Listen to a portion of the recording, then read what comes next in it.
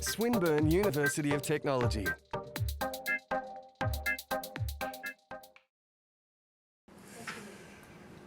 Well, firstly, thank you very much, everybody. I'm really excited about the opportunity to come along and have a talk to you. And I happen to be just sitting watching LinkedIn, which doesn't happen very often for me. And I saw a message come through from Olivia talking about the opportunity to come and talk to people. And immediately it really piqued my interest, because I thought, if somebody had said to me at the beginning, when I thought I'm going to go out and try and start a business, if someone had said to me, here are some things you really ought to know, it just would have been really handy, rather than having to go down that path myself, beat my head against doors and figure things out for myself.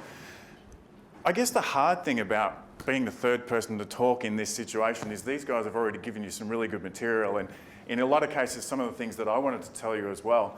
But when I sat and thought about what I wanted to cover, I came up with 15 things that I want to cover with you.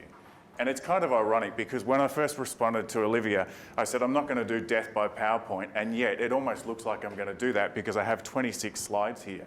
But let me assure you that I'm going to go through this fairly quickly. We're probably only going to spend about a minute or two on each one of the slides. And if you have other questions, come and ask me about it later, or ask me straight at any time, and I'll go into detail. But as I said, I am going to give you a brief background on myself. I'm going to talk about the case for entrepreneurship and why you should consider doing that.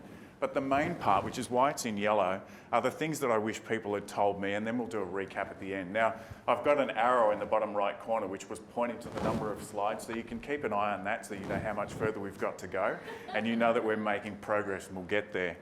Okay, so a brief background on me. If you go to the next slide, Olivia, for me. And it is going to be brief, because I'm here to talk about the opportunity for you, not to talk about myself. I have started a company. We are a services-based organisation. We go to medium to large-size companies, and we build software solutions for them. So when I went to Swinburne, I did computer science and instrumentation, which you could think of as electronics in today's terms. And I then went off and I worked for a number of different companies, and after that, I started my own company. So let's go to the next slide, Olivia. These are some of the companies that I've worked with since setting up my own company. And I've tried to highlight some of the glory names in there so that you can be a little bit impressed by some of the big names we've done work for. But the fact of the matter is that any one of you sitting here has the ability to go and talk to any one of these companies and a whole lot of others besides.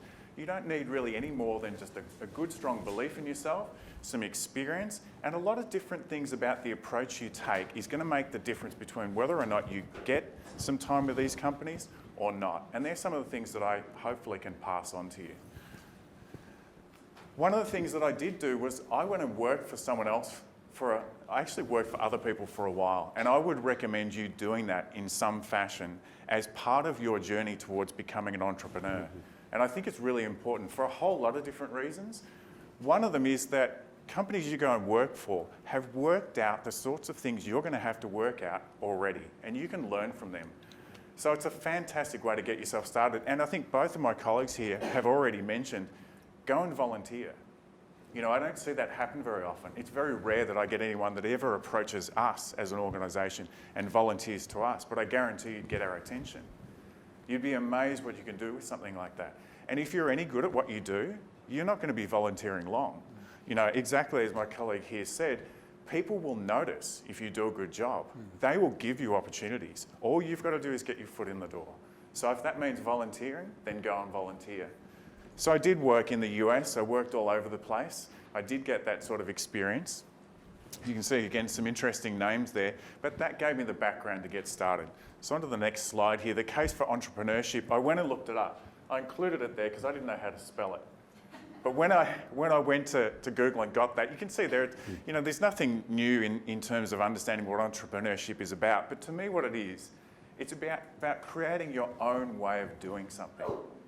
Take your own approach. If you see an opportunity in the market, if you look at something and say, there's a better way of doing this, or better still, take an example of something someone else has done and just tweak it a bit and give it your own little edge. That can be enough to get you going. So the good parts of entrepreneurship, you get paid what you're worth. There's no ceiling. In fact, with entrepreneurship, you can invest in yourself, you can employ other people, and the more other people you employ, as long as you're making a margin on every person you employ, there's no limit to the amount of money you can make. Now, it's not just about money, but business is about making money. It's about making money. And that sounds very obvious, but a lot of people go into these things thinking, all right, I'll go out there, I'll do this, I'll do this, I'll do this. At the end of the day, you've got to have the figures in mind. You've got to know that what you're trying to do is going to make you money. And as in addition to what you get paid, it's what you become. You know, I always said that I want to make $1 million. I don't care about $1 million. I don't actually need $1 million. But what I want to become is the kind of guy that can go and bring in $1 million because of what that means I've become in the process. And that, to me, that is the case. That's the reason you want to be an entrepreneur, to develop yourself, to become something of value. Now, your value may be that you are a charity and you give that money back to people, or it may be by setting up a company. People work for you and that enables them to buy houses, to feed their families. It's a very, very noble cause, I believe. So entrepreneurship should be about what you're going to become by building something. And the last point there, do what you want. Most people say, well, I want to be an entrepreneur because I want to do what I want. And that's kind of true, but there's a possibility, in fact, a very high likelihood, that you're going to have customers one way or another. And if you think about it, you're working for your customers. So it's not quite that simple, but you do get the ability to deal with people on your own terms. And that's the exciting part to me about entrepreneurship. You can do it your own way. I'm calling it the less good because we want to be optimistic about all this, but as I said, you get paid what you're worth. And as my colleagues have pointed out, sometimes that's not a lot. Sometimes it happens that you go out and give something your best effort and it doesn't work out. So be it.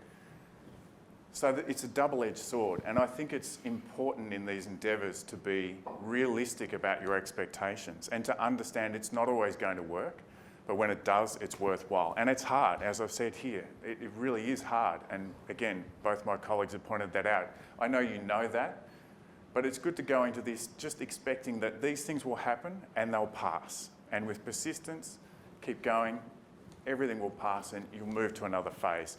The buck stops here.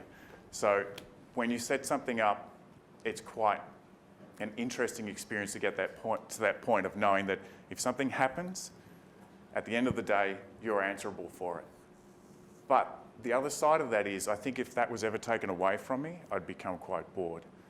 So it's a very interesting balance. You put yourself out there, you take the risk, but without it, you'd miss it.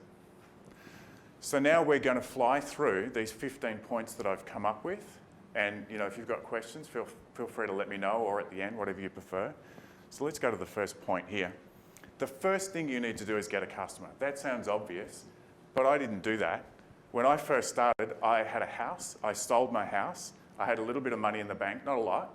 And I set myself up. I got an office, I got a business card, I did all these things.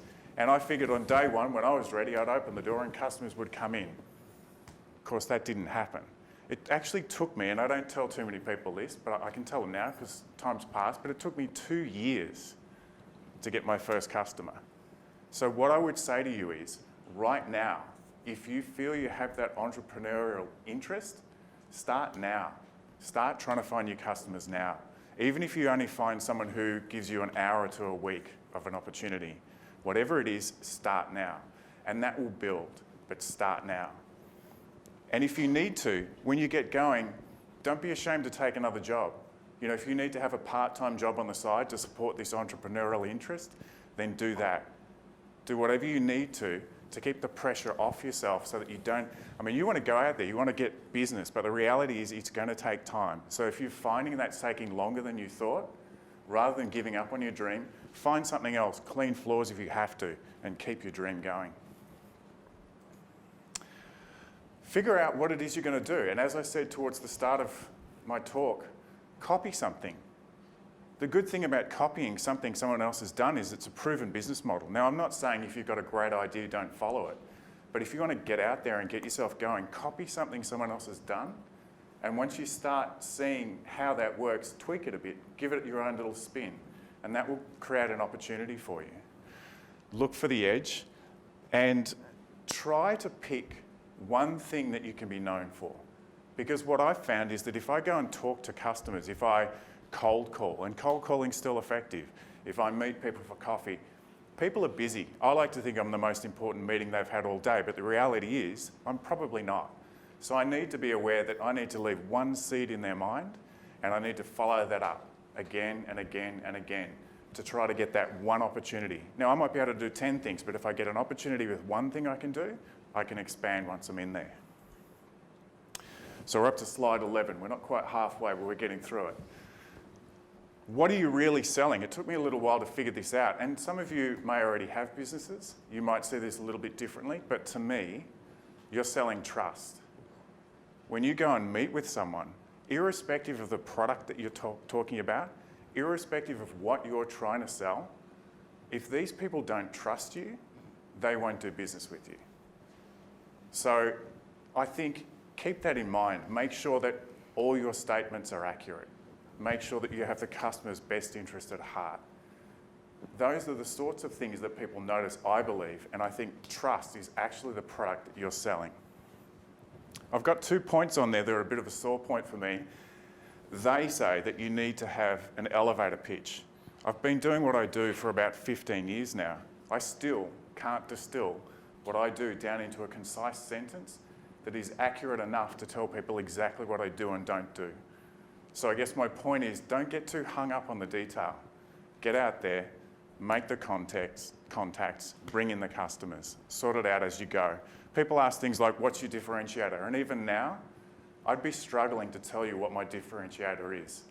We're a services-based organisation. There's probably 1,000 of us out there. How can I pick a differentiator that someone else can't copy in a second? The only differentiator I can think of are the people that work for me. That's it. Everything else is able to be copied, so don't get hung up on it. Is that the pitch for customers or for investors? We don't have any investors, but I would imagine it would be very much the same because really customers and investors are looking at with a similar view. So get some experience. And as I said, get out there, volunteer if you need to, do something free, but get yourself out there. Don't wait. Don't wait until you know everything you think you need to know. Experience is the number one thing for you to get. Speak your customer's language. I'm saying that because I'm in the IT space, and in that IT space, one of the things that I see that really gets under my skin is when people talk in acronyms or they talk to their customers in a way that leaves the customer looking baffled. I think it's critical to be able to answer your customers' questions in a language they understand. They actually don't care about the detail. When they come to you and they say, I want this, this, and this done, they just want to know that you're going to do it, you're going to do it well, you're going to do it on time and on budget. They actually don't usually care about the detail. So spare them the detail and just give them a result.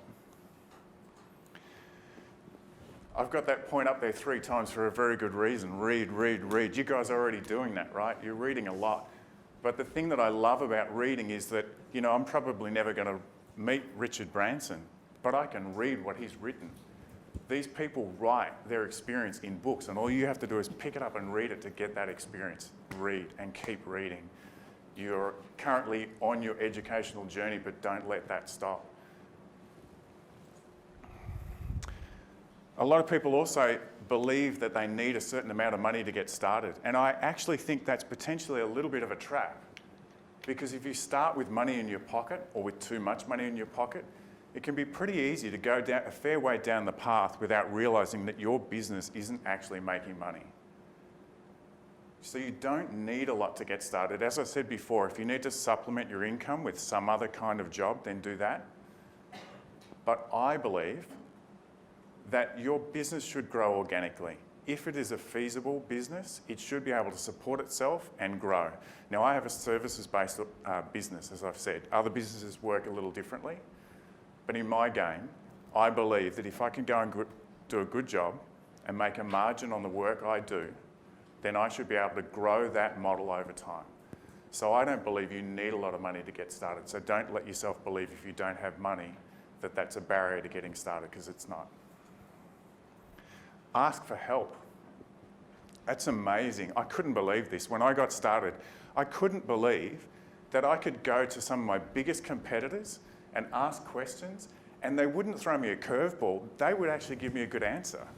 And I actually didn't even understand that in the beginning, but I realised that people that have done it want to tell you about it. They want to see you succeed in the majority. You might find a few here or there that don't, but in the vast majority, they want you to succeed. They've been there. So ask the questions. You'd be amazed how much they'll help you. In retrospect, probably a lot of my competitors weren't taking me seriously, so they gave me all kinds of good answers because they didn't think we'd go anywhere. But the reality is those answers are out there, so definitely go and ask. And the last thing I'll say is, when you go to someone and you say, can I pick your brain? Be careful with your approach to make sure that you're not expecting them to go and do something for you. They'll be happy to share their knowledge, but don't expect them to put together a response for you or an email or a this or a that. Make it easy for them. Offer them a coffee. Tell them you'll take them out to lunch. Do something that makes it easy for them to help you. I said it before, and it's a really important point. So I've actually put it along the bottom of the slide from here forward. Business is about making money. And that sounds really obvious, but a business friend of mine pointed that out to me a while ago, and I've never forgotten it. And it really is key. You've got to have that in the forefront of your mind all the time. Every engagement you have, every job you do, you have to be thinking about making money.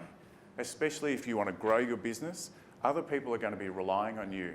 Their livelihood relies on your decisions and your business. So you've got to keep your focus on making money. There's two other points there, but I was moving pretty quickly. I didn't get time to fill those in. So let's just say that first point was enough and move to the next slide. Motivation.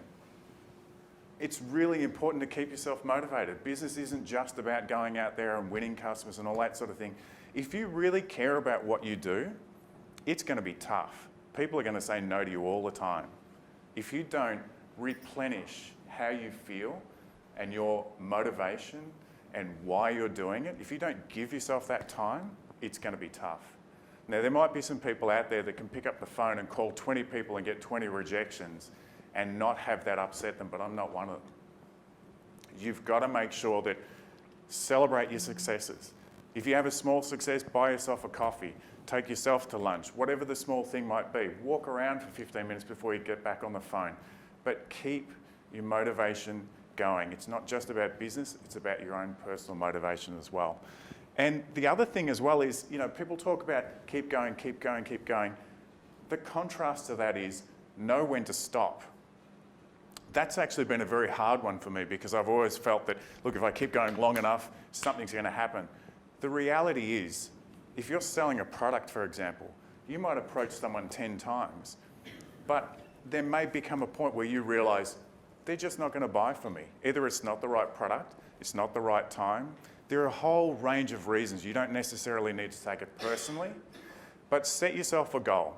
So, for example, what I would do is I'd pick an organisation I want to get into. I'd make contacts in there. I would buy people coffee, set up meetings. But if I'd had about 5 meetings and there didn't look like being a potential of a sale, I'd move on. And I think you've got to be able to set yourself limits and stick with those limits and move on without taking it personally. That was just one of my sayings that, if you're not living on the edge, you're taking up too much space, which is how I think about entrepreneurship. Every day you're backing yourself. You're going out there and you are trying to sell yourself and your business. And as Ruben said, really, you're selling yourself. Perception is reality. One of the very early jobs I had, one of my managers said that to me and I've never forgotten it. And I think it's such a good thing to keep in mind when you're out there trying to sell yourself. You've got to think, now again, I'm in the IT space, we do software development, so for us, our solutions are like an iceberg. People only see the cap of the iceberg. They don't see the stuff below the waterline. So keep an eye on that perception. Understand that you might have built the best system in the world, but if the user interface is the wrong colour, they won't like it. So you have to actually be careful. And as I say, the little things are big and the big things are little. And I say this to my staff all the time. We like, as technology specialists, to get into the code, to solve the problems in code. And the last thing we do is put an interface on it, when in actual fact it's really important. So keep an eye on that perception. Keep an eye on what you're doing and what the customer thinks about what you're doing. Look the part. You know, Ruben's got his tie there. I've got mine in my boot. I thought about bringing it in. Ravi's very well dressed today as well. Given the choice, I'd probably turn up in shorts and a t-shirt. But you really, I believe, you need to present yourself professionally. You know, you only get one chance at a first impression, as they say. So go in there looking as professional as you can. Now, one of our customers was JB Hi-Fi, and I think it was about the third meeting I had where they said, you know, Mick, you probably don't need to wear the suit. So anytime I had a meeting with them, I would know in advance, and I'd come into the office in my suit, but I'd go get changed, go out there casually dressed, have my meeting, come back, get back in my suit. And many's the time that I actually had to find a place out, you know, they had their office in Chadstone, I had to find places there to get changed. But mimic your customer. Make them feel comfortable. As I said before, it's about trust. Let them see that you want to be part of the team, that you are investing in them. They're investing in you, so you need to invest in them. And walk before you run. We've sort of alluded to this in some of the things that we've been saying.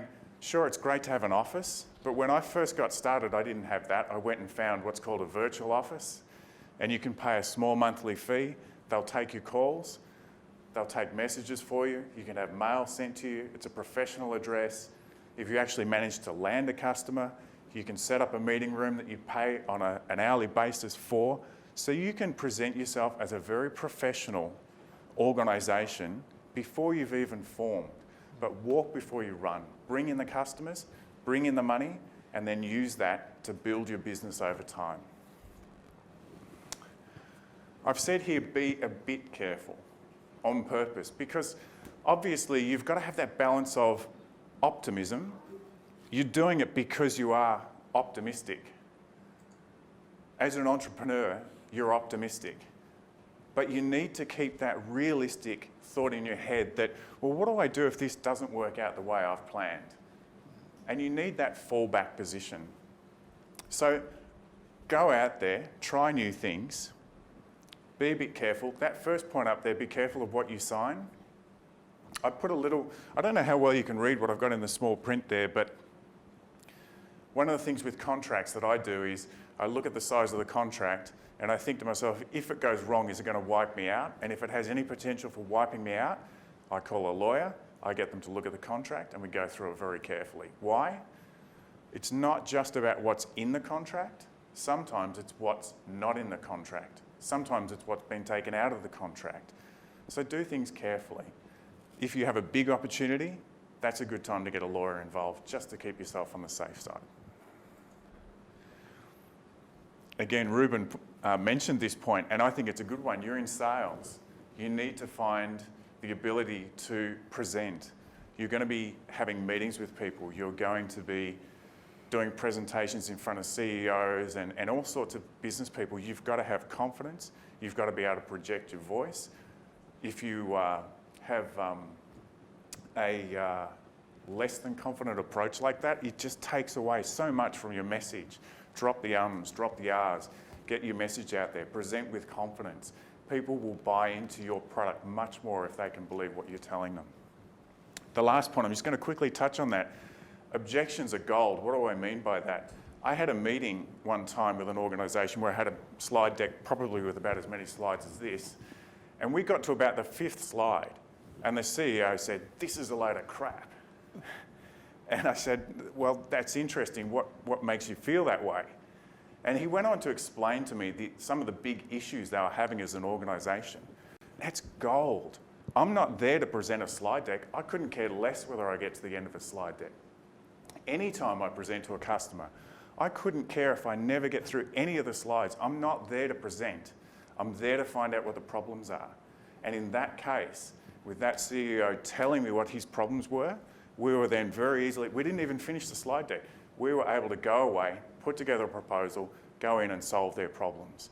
So objections are gold. That's what you want. Never say never. And I'm not talking about that Justin Bieber movie. It's just that I've found through experience that in the vast majority of cases where I've said, I will never do this, I end up doing it and then I've got to eat my words and it's embarrassing. So don't do it. Having said that, never go 50-50 in a partnership. I did that. The challenge I found in that scenario was that you have that potential, if the two people disagree, that you're at loggerheads and nothing gets done. Yep. They say, what is the fastest sinking ship in the world? And I think it's called the partnership. So be very careful. And say yes. When customers come to you and they say, Mick, can you do this? Say yes. And then if there's any reason why you can't, you say, however. So if they say, can you do our project in 6 weeks? You go, yes. However, we may need to trim the scope because you won't get everything in 6 weeks. Can you make it half the price? Yes. However, we will only be able to do this much of the project and that will be phase 2. Almost every opportunity you think of should be a yes. However, if you need it. So what's the hardest part? And we're nearly done here. We've got 3 slides to go. And I've got there in big letters, as you can see, people. People are the hardest part of business. Entrepreneurship, business, making money, compared to people, those things are easy. The hard part is dealing with people, how you interact with people, and that's your customers and that's your staff. That's easily the most difficult part. I can't give you any great advice on it, but I do think it's worthwhile you knowing that the people in what you do are the most important part. The business is a side part to that. The people are important. So let's just do a very, very quick recap. Number 1, get a customer. Number 2, what am I going to do? Have a think about it, copy other people if you need to. What are you really selling? I believe you're selling trust. Get some experience if you need to, volunteer. As we said, read, keep reading. All the information you need is out there. All you've got to do is read it. Do I need money? I don't think you do. Ask for help. You'd be amazed the number of people that will help if you just ask. It's about making money. It is. Business is about making money. As I said, I've kept that on the bottom of the slides for a good reason. That's what it's about. Motivation. Keep that bucket full. There's holes in the bottom. If you don't keep putting more on the top, it'll run out. Perception's reality. Look the part, as we said, business cards, things like that. Do it at the right time, but keep that perception in mind. Be a little bit careful, not too careful not to do something. This is a sales position. And you'd be amazed the number of entrepreneurs that go down this path thinking that, they're technical people and they think with a technical head. You still have to have that sales aspect. You've got to be able to sell to your customer. Then you can do the technical part, but you're in sales first and foremost when you're an entrepreneur. Never say never. What's the hardest part? The hardest part's people. So we've made it to the very last slide. I'd love to know what any of you think. I've got my email address up there. Feel free to note it down. If you want to ask me any questions, feel free to do that. And I say, every day you're getting better or worse, pick one. I think that's the reality of our lives. Something's happening every day. You're either getting better at what you do or getting worse, but things don't stay the same. We think they do. We think, oh, look, in a week, not much's happened. A lot's happened. A lot of time has passed. Take these opportunities now. Go out there, do something with it now. Thanks very much. I really appreciate your time.